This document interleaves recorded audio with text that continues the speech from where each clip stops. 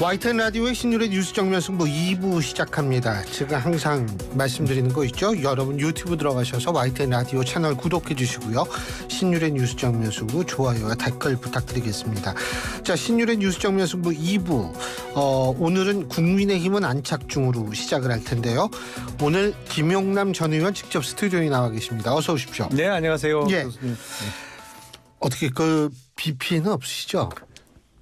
수원은 원래 제가 어려서부터 태어나서 지금까지 살고 있습니다만 그렇게 물난리를 경험한 경험이 별로 없습니다. 아, 그래요? 예. 근데 요새는 워낙 이 멀쩡해 보이던데도 갑자기 비가 내리는 경우가 많아가지고 그렇긴 하죠. 정말 기상이변이 잦아져서 여기저기서 안타까운 일들이 많이 벌어지고 있습니다. 특히 이게 충청 이남 지역으로 더 집중되어 있는 것 같아요. 비가.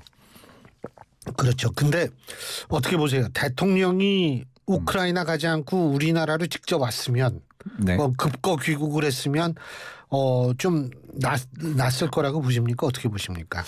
글쎄요. 이제 여기저기서 갑자기 재난 상황이 벌어졌습니다만 우크라이나 방문이 의미가 없는 게 아니었잖아요. 제가 네. 보기엔 우크라이나 방문은 어떤 외교적 정치적 이유라기보다는 경제적인 이유가 가장 컸다고 생각이 됩니다. 예. 이제 약 2천 재건 사업 말이죠. 그렇죠. 약 2천조 원 정도로 추산되는 종전 내지는 정전 이후에 우크라이나 재건 사업에 우리나라 업체들이 보다 많이 참여할 수 있도록 젤렌스키 대통령하고 MOU도 하나 체결하고 왔고요. 그래서 워낙 큰 사업이잖아요.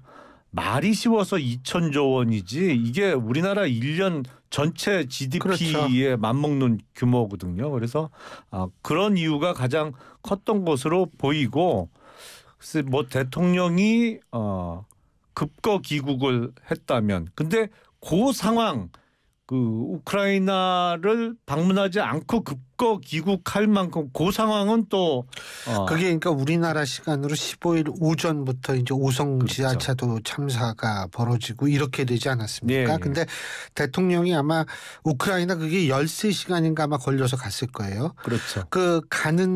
가는 시간 계산해 보면 우크라이나에서 다시 열 몇 시간 가지고 와야 되고 이런 상황이 되지 않았나 이런 생각도 사실 얼핏 제가 계산상으로 좀 들긴 드는데. 예. 그러니까 그거를 재난 상황이 벌어지기 전에 이미 우크라이나 쪽으로 출발은 한 상태였죠. 예.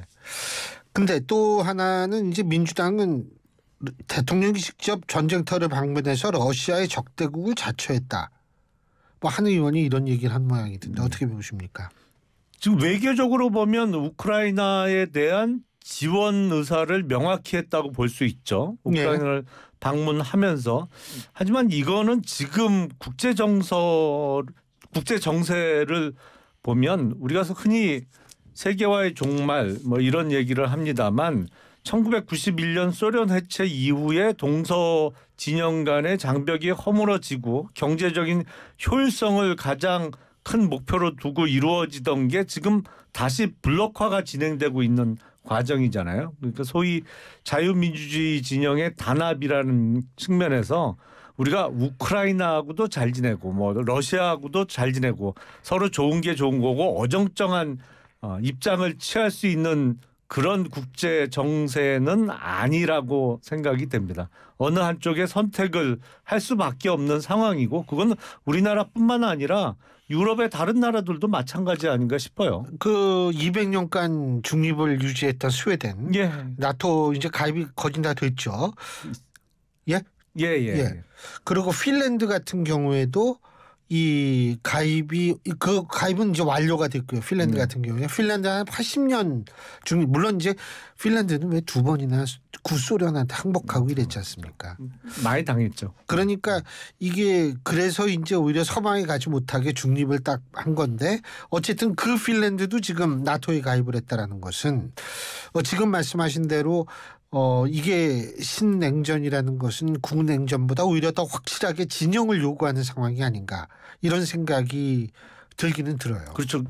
소련 해체되기 전에는 왜 나토에 대응하는 바르샤바 조약 기구가 있었잖아요. 근데 소련 해체 이후에는 사실은 그 소위 전체주의 진영이 좀 지리멸렬한 측면이 있었습니다만 그 이후에 중국의 부상이라는 게 지금 중국이 최근에는 경제가 안 좋다고 합니다만 중국 GDP가 미국 GDP의 4분의 3을 지금 넘어섰잖아요. 예. 그러니까 지금 미국으로서는 긴장 안 할 방법이 없는 것이죠. 그러면서 뭐 이런저런 다른 이유도 있고 특히 최근에는 우크라이나하고 러시아 전쟁이 직접적인 촉발을 시켰습니다만 다시 진영 간의 대립이 격화되고 있는 상황이고 앞서 말씀드린 대로 우리가 양 진영 사이에서 어정쩡한 입장을 취할 수 있는 상황은 전혀 아니라고 생각이 듭니다. 할 수 있으면 그런 게 좋은데 상황이 그게 안 되는 되겠어요? 거죠. 예.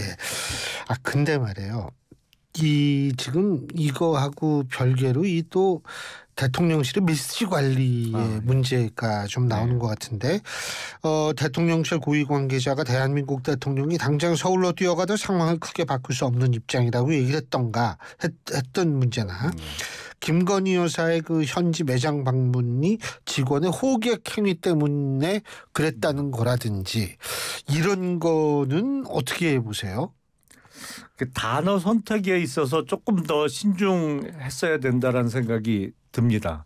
앞서 이제 대통령의 우크라이나 방문은 지금 길게 얘기가 됐습니다만 경제적인 이유가 워낙 컸기 때문에 충분히 국민들께 납득시켜드릴 수 있는 방문이라고 저는 생각하고 다만 그 명품샵 방문한 것을 호객행위 때문이라고 한 거는 그걸 제가 들어도 약간 어이가 없어요.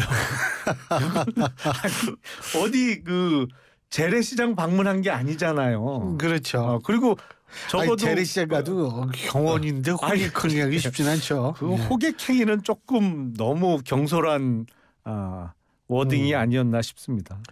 근데 지금 이제 우리가 말에 대해서 얘기를 하는데 이 부분에 대해서도 좀 얘기를 해야 될 것 같아요. 홍준표 시장, 대구시장이요. 이게 대구는 그러니까 골프 치러 갔다가 이제 그걸 기자들이 물어보니까 1시까지 친 모양이에요. 아니 1시에 그러니까 그때 막 비가 대구에서 폭우 와가지고 골프로 더 이상 골프장에 있을 수 있는 상황이 아니었던 모양이에요. 그래서 그 부분에 대해서 얘기를 했을 때 대구에는 수해 피해가 없었다. 그걸 두고 트집을 잡느냐. 뭐 예를 들면 이 대구시 공무원 나는 비상 어떤 근무를 지시하지 않았다. 이런 식으로 얘기를 하는데 어떻게 보세요? 이 홍 시장의 이런 얘기요. 근데 그때 대구시 공무원들은 비상 대기하고 있었다는 거 아닌가요? SBS 보도에 따르면 1,000명이 넘는 대구시청의 직원들이 그때 공무원들이 그때 근무를 했다라는 보도가 있죠. SBS 보도요. 그러니까요. 만약 그렇다면 홍준표 시장님의 이야기는 좀 사실관계하고도 다르고 그리고 원래 감투가 큰 사람은 책임도 큰 법이잖아요. 네. 그러니까 본인의 어떤 법적 책임 이외의 책임도 지라고 큰 감투를 씌워놓는다고 저는 생각을 하는데 그런 측면에서는 적절하지 않은 답변이었고 그래서 제가 이제 처음에 홍준표 시장님이 대구시장 출마한다고 할 때 드는 의문이 있었어요. 국회의원을 아마 5번쯤 하셨을 거예요. 예. 당대표 2번 했죠. 그렇죠. 대선 후보도 대선 2번 나갔었죠. 대통령 선거도 2번이나 출마하신 분이 대구시장을 하겠다고 출마를 한다고 할 때 글쎄요. 너무 뭐랄까 정말 열심히 하실까? 뭐 이런 걱정이 조금 있었는데 요번에 수해 때 일단 골프장에 간 거 자체가 부적절해 보이고요. 그거에 대해서 보도가 이루어졌으면 바로 사과하셨던 게 옳지 않나 싶어요. 근데 이제 지금 국민의힘도 뭐 주시하고 있다 이런 얘기가 나오고 있거든요. 그러니까 아마 당무감사나 뭐 이런 쪽으로 나갈 것 같다는 생각이 드는데 여기에 대해서 홍준표 시장은 뭐라고 얘기를 하냐면 이게 뭐 11시 20분부터 대구 한 골프장에서 골프를 치다가 비가 오니까 1시간여 만에 중단했다. 1시간이군요. 1시간여 만에 중단했다. 골프를 친 시간은 호우주의보나 호우경보가 발효된 때는 아니었다라고 얘기를 하고요. 중요한 건 뭐냐면 여기에서 이제 이렇게 얘기를 하면서 이 골프를 이용해서 국민정서법을 빌려 비난하는 건 어쩔 수 없지만 아직도 국민정서법에 기대어 정치하는 건 좀 그렇다. 이런 얘기를 하거든요. 그러니까 이게 국민정서법에 기대서 정치를 한다. 어떻게 평가하십니까? 근데 홍준표 시장께서 물러서지를 않으신 것 같은데, 그러니까 호락호락 그냥 물러서지는 않겠다는 태도로 보이는데 저는 부적절하다고 보여요. 그게 골프가 아니고 그러면 어디 테니스를 치러 갔다든지 아니면 야영을 하러 갔다고 해서 비난이 없었을까요? 그건 뭐 반드시 골프 때문에 그런 것 같지는 않거든요. 지금 상황은 좀 더 사실 확인이 돼야 되겠습니다만 전국에서 또 대구시도 역시 많은 공무원들이 비상대기를 하고 있는 상황이었고 또 다른 그 직책도 아니고 지방자치단체의 장이라는 자리는 그런 이런저런 뭐 수해나 재난 상황에 대해서 항시 그 부하 직원에 대한 관리 감독뿐만 아니라 본인도 대기를 해야 되는 자리잖아요. 그게 어디 뭐 검사장 자리나 법원장 자리하고는 성격이 완전히 다르지 않습니까? 그렇죠. 그래서 시장 자리에 계신 분으로서는 글쎄 그냥 어떤 뭐 중요한 분들하고의 약속이 있어서 깨질 못하고 갔는지는 모르겠는데 가는 것도 부적절했지만 그게 보도가 됐으면 바로 납작 엎드리셔서 사과를 하시는 게 맞겠죠. 근데 그 정치를 오래 하신 분, 아까도 말씀하셨지만 당대표 뭐 대선 후보 다 하셨던 분이니까 정치에 대해서 잘 알 텐데 이렇게 좀 지금 굽히지를 않고 있다라는 이게 왜 그런지 모르겠어요. 근데 지난번에 대구지방경찰청하고 부딪힌 사건도 있었잖아요. 예, 있었죠. 근데 이제 뭐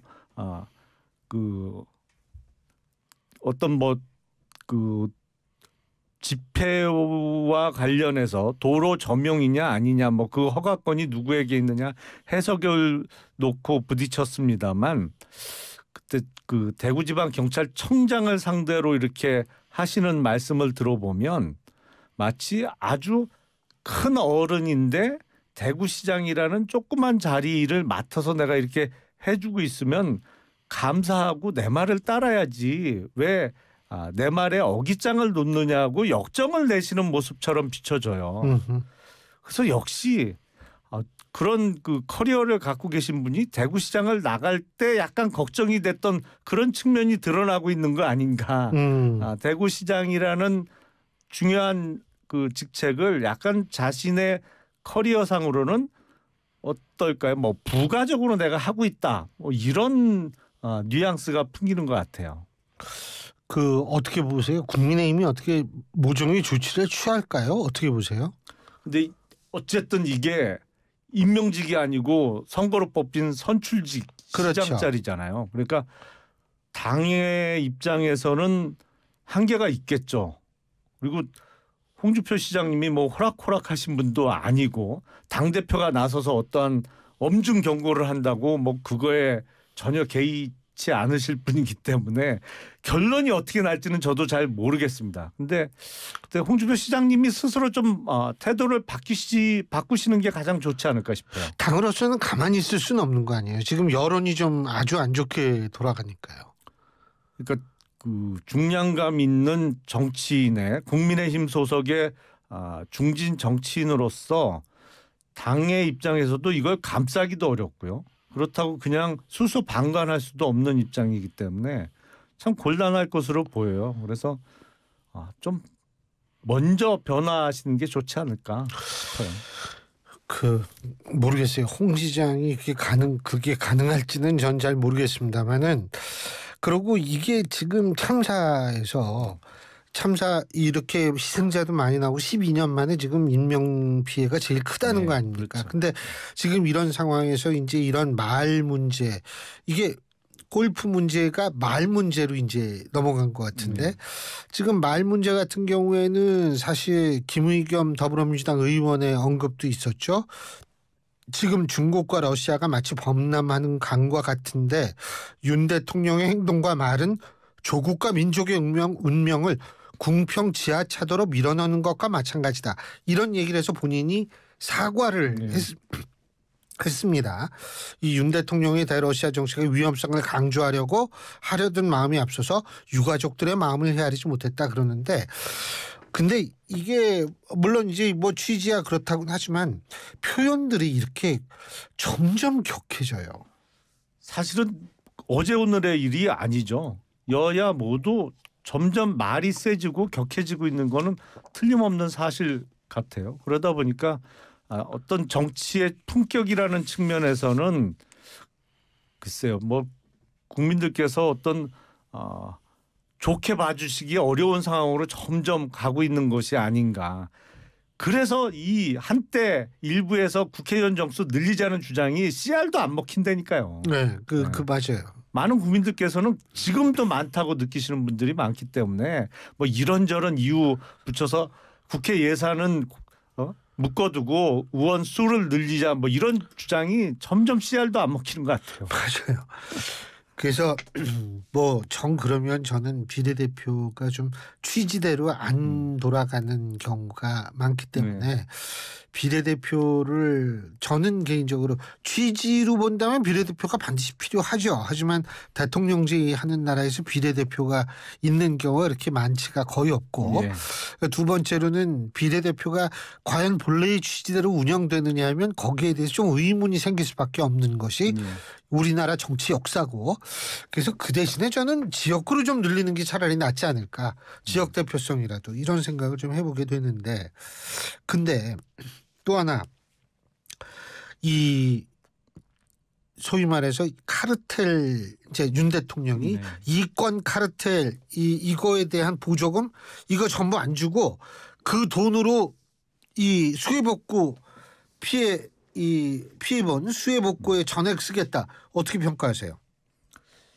이권 카르텔에게 돌아가는 보조금은 수해복구가 아니더라도 보조금을 끊는 게 맞겠죠. 그렇죠. 당연하죠. 그러니까 사실은 예산 중에 새는 예산이 많이 있잖아요. 그렇죠. 이게 뭐 예산 심사하다 보면 이거 예산 확정되면 뻔히 어디로 흘러가겠구나 뭐 이렇게 의심되는 부분도 많이 있는 것이 사실인데 우리나라 국가 재정 규모가 점점 커지다 보니까 예산만 해도 지금 630조 40조 뭐 어마어마한 돈이잖아요. 그래서 거기서 새고 있는 돈을 찾아서 없애는 것도 맞죠. 근데 그게 이제 수해복구하고 반드시 연결되는 개념이냐. 저는 수해복구는 당연히 해야 되는 거고 이 부당하게 지급되는 보조금도 찾아서 없애는 게 맞는데 이걸 반드시 논리적으로 연결되는 문제는 아니라고 생각합니다. 예.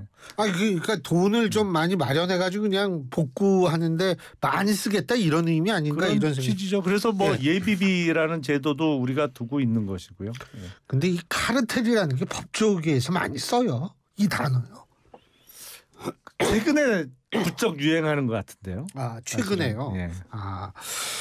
그리고 또 한 가지는 뭐냐면 이번 폭우로 산사태가 많이 일어나고 있는데 일각에서는 이것이 태양광 설비하고 관련이 있다. 산에 설치된 태양광 설비와 관련이 있다. 나무 잘라내고 산을 깎아서 태양광 발전소를 만들고 나니까 집중호우에 취업할 수밖에 없다. 이거는 결국은 이제 다시 문재인 정권의 어떤 문제로 이어질 가능성이 있는 주장인데 어떻게 보십니까? 저는 어느 정도 그 사실에 부합하는 문제 지적이라고 생각을 합니다. 예. 사실은 태양광은 우리나라 기후나 자연환경하고 맞지 않아요.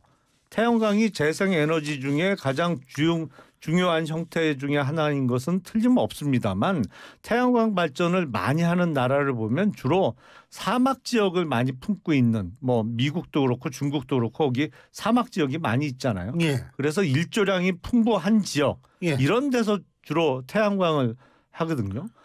그리고 풍력도 마찬가지예요. 풍력도 지금 활발히 이루어지고 있는 나라는 보통 북유럽 이 바닷가 쪽에 북해 연안에 거기에 바람이 아주 센데. 세다고 합니다.